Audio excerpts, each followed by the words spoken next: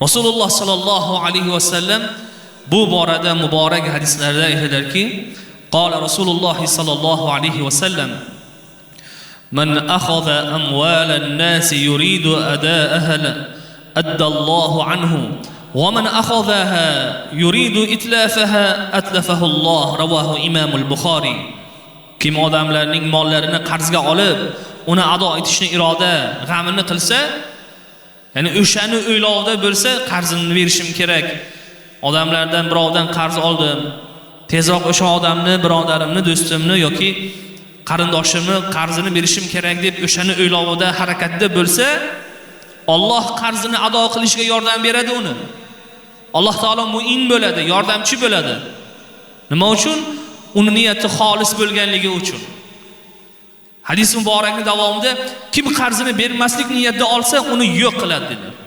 Qarang, uni yo'q qiladi degani bu qarzni olyapti, qarzni olayotgan paytida undan yaxshi odam yo'q.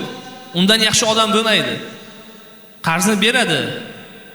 Qarz beruvchi qarzni beradida va qarzni olgandan keyin ishni bitiradi. İmkoniyati bor endi qaytarishga. Qaytarsa bo'ladi qarzni. Qaytarmaydi. O'z ishini, o'zini orzu havasini davom ettiraveradi. Qaytarishini xohlamaydi. Alloh taolo uni yo'q qiladi degani, mol va dunyosi kasodga uchraydi. Alloh taolo unga turli balolarni jo'natadi. Qarang. Nima uchun?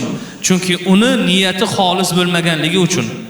Qarzni olib erta indin deb qarz bergan insonni qilgan yaxshiligiga ming pushaymon qildirgandan keyin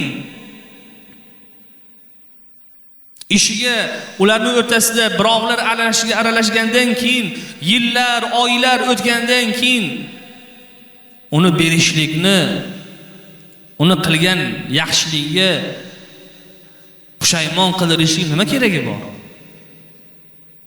Ming kishi o'rtaga tushadi qarzni olishga.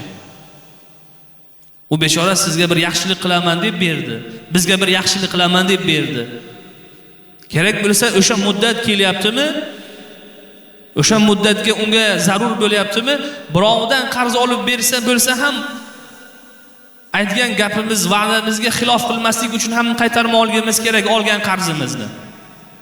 Umuman iloji bo'lmasa, imkoniyatimiz bo'lmasa agar uni oldindan, uni odobi, qarzni odobi oldindan uni ogoh qilishimiz kerakki, birodar, ey do'stim, men bu oy, shu oy senga buni taxlay olmayman, qarzimni qaytara olmayman. Menga yana 1 oy yoki 2 oy muhlat bergin. Oldindan uni ogoh qilib qo'yishligimiz kerak. Ana bu narsaga siz biz e'tiborli, diqqatli bo'lmoqligimiz kerak.